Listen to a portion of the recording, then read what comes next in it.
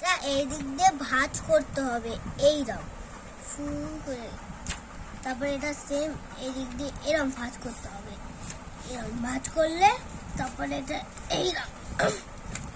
এইরকম করলে এবার এই প্লেনটার এই অংশটা এইদিকে এরকম যুক্ত হবে। তারপরে এইটার এই অংশটা এখানটায় জুড়তে হবে। তারপরে এখানটা এইরকম করতে হবে, এখানটা এরকম তারপরে এটা এইরকম ফোল্ড করতে হবে। ফোল্ড করে তারপরে এই দিকটা এইখান দিয়ে আবার এরকম জুড়তে হবে, জুড়ে এইরকম করতে হবে। আর ওই দিকেও সেম করতে হবে, এইরকম করবে আর এরকম টিপবে,